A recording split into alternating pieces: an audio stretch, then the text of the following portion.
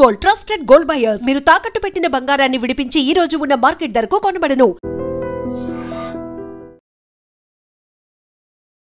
తెలంగాణ ఉద్యమాన్ని బాగా ముందుకు నడిపించిన వ్యక్తి, ఒక రకంగా తెలంగాణ సాధనలో ప్రముఖుడు ఎవరైనా ఉన్నారంటే కేసీఆర్ రాజకీయ పరంగా. అలాంటి వ్యక్తి 10 సంవత్సరాలు పరిపాలించిన తర్వాత కూడా మీరు ఈ మాటలు మాట్లాడుతున్నారు. ఎట్లా అంటే 10 ఏళ్ల పాలన వైఫల్యం చెందింది అంటారా మీరు? కేసీఆర్ మీరు మంచి ప్రశ్న అడిగారు. టంకశాల అశోక్ గారు వార్తా పేపర్లో ఉద్యమం జరుగుతున్నప్పుడు ఒక ఆర్టికల్ రాశారు. తెలంగాణ సమాజము తన అస్తిత్వానికి అస్మితకు తెలంగాణ క్యారెక్టర్కి తగ్గ రాజకీయ నాయకత్వాన్ని ఎంచుకోవడంలో పదే విఫలమవుతుంది. 52 ముల్కీ ఉద్యమంలో ప్రజలు త్యాగాలు చేశారు, రాజకీయ నాయకులు బ్రోకర్లు అయ్యారు. 69 ఉద్యమంలో 379 మంది విద్యార్థులు ఆర్మీతో కొట్లాడి చనిపోయారు, వేల మంది అడవుల్లోకి వెళ్ళారు. అప్పుడు చెన్నారెడ్డి గారు ఇందిరాగాంధీతో రాజీ పడ్డారు. అయితే కేసీఆర్ అనే పేరు ఇప్పుడు తెలుసు. 2001లో కరీంనగర్లో సింహగర్జన పెట్టినప్పుడు మే 17 ఆర్ మే 27 ఆయన అప్పటిదాకా దుబాయ్ చంద్రశేఖర్ అనే పేరుంది, ఆయన కేసీఆర్ అనే పేరు లేదు. ఒక బక్కపల్చని వ్యక్తి, ఆయన ఎవరో కూడా తెలియదు. ఆయన ఎన్టీఆర్ లాగా అందగాడు కాదు, రాముడు కాదు, కృష్ణుడు కాదు, ఆజాన్ బావుడు కాదు, స్వాతంత్ర సమరయోధుల కుటుంబం కాదు, అపర మేధావి కాదు. ఒక మామూలు బక్కపల్చని ఎమ్మెల్యే తెలంగాణ పేరుతో ఒక మీటింగ్ పెడితే లక్షల మంది ప్రజలు ఎందుకు వచ్చారంటే 69 తెలంగాణ ఉద్యమకారులు, ఈ లెఫ్ట్ పార్టీలు, తెలంగాణ ప్రజా సంఘాలంతా నిర్మించిన చైతన్యంతో ఆయన ఏమంటారంటే, నేను నా ముసల్ది మియా और బేబీ మేమిద్దరం ఇక్కడ ఉన్నాం, మాకు పావుసేరు బియ్యం పెట్టుకుంటే సరిపోతుంది, నా కొడుకు కూతురు అమెరికాలో అద్భుతంగా సెటిల్ అయ్యారు, నేను ఎటువంటి పదవులు తీసుకోను, తెలంగాణ రాష్ట్రానికి కాపలా కుక్కలాగా వాచ్ డాగ్ లాగా ఉంటా, తెలంగాణ ప్రజలు ఇప్పటికే చాలా నష్టపోయారు, కాబట్టి తెలంగాణ ప్రజల ఆత్మగౌరవం కోసం, తెలంగాణ ప్రజల స్వేచ్ఛ కోసం, స్వాతంత్రం కోసం నా ఊపిరి ఉన్నంత వరకు నేను కొట్లాడతా అని చెప్పి నమ్మించిండు. ఆయన ఏమంటాడంటే, ఈ పరిణామ క్రమంలో ఉద్యమ క్రమంలో నేనేమన్నా పదవులు తీసుకుంటే నన్ను రాళ్లతో కొట్టి చంపండి అంటాడు, దళితుడిని ముఖ్యమంత్రి చేస్తా అంటాడు, నా కుటుంబ సభ్యులకు ఎటువంటి పదవులు లేనంటాడు. ఆ మాటలతోటి కేసీఆర్ గారు తెలంగాణ సమాజం ముందు అరే నేనేమన్నా తప్పు చేస్తే నన్ను రాళ్లతో కొట్టి చంపమంటుండు, నా కుటుంబంలో ఎవరికి ఎటువంటి పదవులు తీసుకొని అంటుండు అని చెప్పి నమ్మించాడు. అయితే దురదృష్టవశాత్తు తెలంగాణ ప్రజల మంచితనాన్ని, అమాయకత్వాన్ని, ఆవేశాన్ని అడ్డం పెట్టుకొని 2001లో అట్లా మాట్లాడిన కేసీఆర్ 2004 ఎలక్షన్స్లో కాంగ్రెస్ పార్టీతో పొత్తు పెట్టుకొని తెలంగాణ రాకముందే కేంద్ర మంత్రి పదవి తీసుకున్నాడు. ఆ మంత్రి పదవి కూడా ఫస్ట్ షిప్పింగ్ శాఖ తీసుకున్నాడు. తెలంగాణలో సముద్రం లేవు, ఓడర్ రేవులు లేవు. మరి ఆ షిప్పింగ్ శాఖ వల్ల వాళ్ళు ఇచ్చినా కూడా ప్రయారిటీ తెలంగాణకు ఉపయోగపడాలి కదా. ఇప్పుడు ఓడర్ రేవులు, షిప్పింగ్ తర్వాత కార్మిక శాఖ మంత్రి అది వేరు. నేను ఏమంటున్నా అంటే అసలు ఎందుకు తీసుకోవాల్సి వచ్చింది అంటే, నువ్వు అన్నావు కదా ఎటువంటి మంత్రి పదవులు తీసుకోవాలని. మరి 2006-7లో హరీష్ రావు గారికి ఏమో ఎమ్మెల్యే కాకుండానే మంత్రి పదవి ఇచ్చిండు, మేనల్లుడికి 4 మంత్రి పదవులు తీసుకున్నారు. అదైపోయిందా? సెకండ్, నా కొడుకు కూతురు అమెరికాలో ఉన్నారు, వారు రాజకీయాల్లోకి రానని చెప్పిన కేసీఆర్ గారు కొడుకుని తీసుకొచ్చిండు, కూతురుని తీసుకొచ్చిండు. కొడుకుకేమో సిరిసిల్లలో కేకే మహేందర్ రెడ్డి అని మా అన్న ఉద్యమంలో తన జీవితం అంతా కోల్పోయి ఆస్తులు అమ్ముకొని ఎమ్మెల్యేగా గెలవబోతున్న కేకే మహేందర్ రెడ్డి గారి టికెట్ కొడుకుకి ఇచ్చాడు. అవును.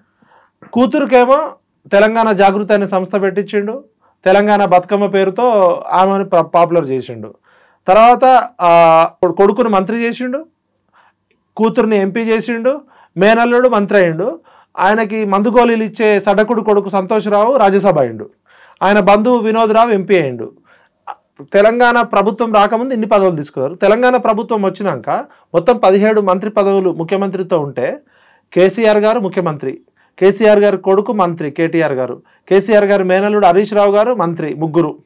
వాళ్ళ బంధువు దయాకర్ రావు గారు మంత్రి, జూపల్లి కృష్ణారావు గారు వెలమ సామాజిక వర్గం. ఉన్న 17లో 0.1% ఉన్న వెలమ దొరలకి 5 మంత్రి పదవులు ఇచ్చిండు, 6 రెడ్లకి పదవులు ఇచ్చిండు, అంటే 11. 50 to 60% ఉన్న బీసీలకి సరైన ప్రాతినిధ్యం ఇవ్వలే, మహిళలకు 1 మంత్రి పదవి కూడా ఇవ్వలే. 5% ఉన్న రెడ్లకి 6 మంత్రి పదవులు ఇచ్చిండు. 0.1% ఉన్న వెలమ దొరలకి ఆయన కొడుకు, ఆయన కూతురు, ఆయన మేనల్లుడితో పాటు ఇంకో 2 వెలమ దొరలకి ఇచ్చి 5 మంత్రి పదవులు ఇచ్చిండు. మరి అప్పుడు సామాజిక తెలంగాణ అనే అంశం మీకు ఎందుకు గుర్తురాలే కవితక్క? ఆ రోజు తెలంగాణ అనేది ఎస్సీ ఎస్టీ బీసీలు ఎక్కువ మంది ఉన్నారు. శ్రీకృష్ణ కమిషన్ రిపోర్ట్లో స్పష్టంగా చెప్పింది, ఇక్కడ ఉన్న వెలమదొరలు, ఇక్కడ ఉన్న రెడ్డి పెత్తందారుల చేతిలో మెజారిటీ ఎస్సీ ఎస్టీ బీసీ ప్రజలు పేదోళ్ళు ఉన్నారు. తెలంగాణ ఏర్పడితే డీసెంట్రలైజ్ చేసేది, కింది కులాలకు కూడా పాలనలో భాగస్వామ్యం వస్తుందని చెప్పింది. తెలంగాణ పేరుతో మీరు దళితుడిని ముఖ్యమంత్రి చేస్తా అని దగా చేసింది మీ నాన్ననే. ఉప ముఖ్యమంత్రి చేశాడుగా, దళితుడిని ముఖ్యమంత్రి చేస్తా అని చెప్పాడు. ఆయన ఉప ముఖ్యమంత్రి చేస్తా అని చెప్పాడు. ఆయన చెప్పింది దళితుడిని ముఖ్యమంత్రి చేస్తా అన్నాడు. మరి ఏ రోజన్నా Kavitha garu daddy, oh my dear daddy, దళితుడిని ముఖ్యమంత్రి చేస్తా అని దగా చేసింది ఎవరు? 1200 మంది ఒక్క రక్త బొట్టు చిందకుండా తెలంగాణ తీసుకొస్తా అని చెప్పిన ఓ డాడీ, 1200 పిల్లలు ఎందుకు చచ్చిపోయారు డాడీ అని అడిగినావా కవితక్క? ఆమెకు పదవి ఉంది కదా. ఇప్పుడు పదవులు ఉన్నప్పుడు పెదాలు మూసుకుంటారు. ఇప్పుడు శ్రీశ్రీ గారు ఏమంటారు?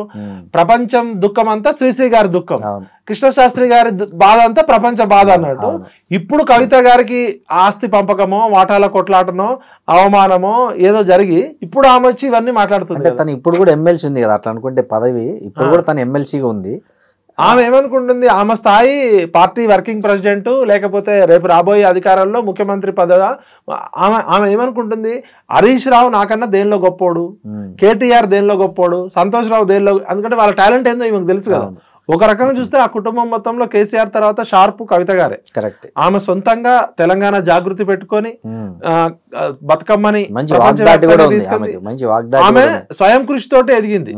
ఇప్పుడు ఏ మాటకు ఆ మాట చెప్పాలి. ఆమె 2006-7లో నాకు పరిచయం అయినప్పుడు ఒక టీవీ ఛానల్ పేపర్ పెడతా అని చెప్పి నా దగ్గరకు వచ్చినప్పుడు ఆమె ఒక ప్రయోగం చేసినప్పుడు కొన్నేళ్లకే తుమ్మేటి రఘుతమ్రెడ్డి గారిని ఒక ఎడిటర్ ఉండే, మన అల్లం నారాయణ గారి బ్రదర్ అల్లం రాజయ్య గారు గౌరవ సలహాదారులు గారు ఉండే, కొంతమంది టీం తోటి మేము ఒక తెలంగాణ టుడే అనే పేపర్ నా పేరుతోటే ఉండే. ఆమె పెట్టుబడి పెట్టింది. ఒక 2-3 నెలలు కాగానే కవిత గారు పిలిచి కళ్ళెమ్మటి నీళ్లు పెట్టుకొని మా మెయిన్ అకౌంట్ నుంచి నాకు లింక్ కట్ చేసిర్రు, ఈ మీడియా ప్రాజెక్ట్ ఆపేయమంటున్నారు. ఎవరు ఆపేయమన్నారంట? వాళ్ళ కుటుంబ సభ్యులు, వాళ్ళ నాన్న, వాళ్ళ అన్న, వాళ్ళ బావ. ఎందుకంటే ఆమె ఎదగడం వాళ్ళకి ఇష్టం లేదు. ఇది ఇప్పుడు కవిత గారి కన్నీళ్లు నిన్న పెట్టిన కన్నీళ్లు కాదు, 2006-7లోనే కన్నీళ్లు ఉన్నాయి. మరి వాళ్ళే తర్వాత అంతఃపురంలో కొట్లాటలు ఎట్లుంటాయంటే బయటపడే కొద్దిగానే ఉంటాయి, లోపల జరిగే. ఇప్పుడు సమాజంలో జరిగే సంఘర్షణ వాటాల కొట్లాట, ఈ రాజరికంలో లేకపోతే అధికారము డబ్బుల కోసం కొట్లాట ఉంటది. ఇప్పుడు జనరల్ గా మనది పురుషాధిక్య సమాజం, మనం ఎంత అన్నా కూడా మహిళలకి ఇంకా సాధికారత రాలే. అది అట్లాంటిది ఒక వెలమదొరలు, ఫ్యూడల్ వెలమదొరలు నియంతలాగున్న కేసీఆర్ కుటుంబంలో కూతురులాగా కాకుండా మహిళని మహిళగా కాకుండా వివక్ష ఉంది. అది అంతవరకు నేను ఒప్పుకుంటా. ఇక్కడ ఒకటి పాయింట్ విఠల్ గారు, మీరు చెప్పినట్లు ఆమెకు అప్పట్లోనే వాళ్ళకి ఎదిగేది ఇష్టం లేదంటే తర్వాత ఆమె ఎంపీ అయింది, తర్వాత ఎమ్మెల్సీ అయింది. మరి అట్లా ఎదిగేది లేకపోతే ఎంపీ ఎమ్మెల్సీ కదా. కేటీఆర్ గారు కవిత గారు అమెరికా నుంచి రాగానే ఇద్దరు ఎమ్మెల్యే టికెట్ కావాలని పోటీ పడ్డారు. పోటీ పడితే అప్పుడు దిలీప్ గారు వీళ్ళు పెద్ద మనుషులంతా కూర్చోబెట్టి ఇద్దరిలో ఎవరికన్నా ఒకళ్ళకే ఇస్తామంటే అప్పుడు కేటీఆర్ అప్పటి నుంచే పోటీ పడ్డది. ఆమె 2006-7లోనే నాకు ఎమ్మెల్యే టికెట్ కావాలంటే ఆమె అధికారం వచ్చినప్పుడు ఇచ్చిర్రు. ఫస్ట్ అప్పుడు జాగృతి పెట్టిర్రు, బతుకమ్మ అన్నారు, బతుకమ్మకి డబ్బులు ఇచ్చిర్రు, బతుకమ్మ పేరుతో ఎంపీ అయింది. నెక్స్ట్ టైం ఓడిపోయింది కదా, నిజామాబాద్ ఓడిపోయింది. తర్వాత పాపం ఇప్పుడు ఇక్కడ ఉన్నోళ్ళేమో కేసీఆర్ గారు చుట్టూన్న హరీష్ రావు, కవిత, కేటీఆర్, సంతోష్ వీళ్ళంతా 100,000 కోట్ల లక్షల కోట్లు సంపాదించుకుంటే ఆమెను అప్పుడే ఢిల్లీకి పంపించారు. ఔటర్ రింగ్ రోడ్డుకి పంపిస్తే ఆమె ఢిల్లీలో పోయి 100 కోట్ల లిక్కర్ స్కామ్ ఇరుక్కుంది. ఇప్పుడు హరీష్ రావు ఇంతవరకు మరకబడలే, సంతోష్ రావు మీద పబ్లిక్ ఎక్కడ రాలే, కేటీఆర్ గారి మీద ఆరోపణలు, కేసీఆర్ గారు ఈమెకి అప్పటి నుంచే వివక్ష ఉందని అర్థమవుతుంది ఆమె మాట్లాడిన దాన్ని బట్టి. ఈమె ఇప్పుడు అందరేమో సంతోష్ రావు అనేటోడు 100 కోట్లు 1000 కోట్లు అమెరికాలో విల్లాలు, ఫామ్ హౌజులు, ఆస్ట్రేలియాలో ఎస్టేట్ సంపాదించుకోండి అని చెప్తున్నారు. హరీష్ రావు ఆగర్భ శ్రీమంతుడు అని చెప్తున్నారు. కేటీఆర్కి ఆస్తులు ఉన్నాయని చెప్తున్నారు. ఈమె బాధ ఏంటంటే నాకు అప్పటి నుంచి మా నాన్న ముఖ్యమంత్రి అయినా కూడా నాకు పెత్తనం ఇయ్యలే, నా పేరు నేను చెప్పింది ఏమి నడవలే, నా పైరవీలు నడవలే కాబట్టి ఆమె పాపం ఢిల్లీ పోయి లిక్కర్ స్కామ్ లో పోయి తెలంగాణ ఇజ్జత్ తీసింది, ఆమె ఇజ్జత్ పోగొట్టుకుంది. పాపం ఇక్కడ అవకాశం లేదు, ఆ వివక్షతో అక్కడికి పోయింది, ఇరుక్కుందో, ఇరికించిందో, ఆమె కావాలని చేసిందో, సిబిఐ తిహార్ జైల్లో ఏం జరిగిందో అదంతా మనకు తెలుసు. And don't forget to subscribe to iDream. And for more videos, please subscribe to iDream. Please subscribe to iDream. Please subscribe iDream. And please subscribe to iDream. For more videos, subscribe to iDream. please like, share and subscribe to the channel. Congratulations, iDream. Subscribe to iDream. Subscribe to iDream. So subscribe to iDream Media. iDream ki iDream team andarki huge congratulations. Please subscribe iDream Media. Please subscribe to iDream. Subscribe iDream. Please subscribe to iDream. I dream అంటే నా కళల ఛానల్ను subscribe చేసుకున్న నోరు తిరుగుతలేదు. మీరైతే గంట గుర్తు కొట్టండి. For more such videos, please subscribe to iDream. Subscribe to iDream. Please subscribe to iDream. Please subscribe iDream Media. Please do subscribe to iDream. Please subscribe to iDream Media. For best entertainment and information, please subscribe iDream.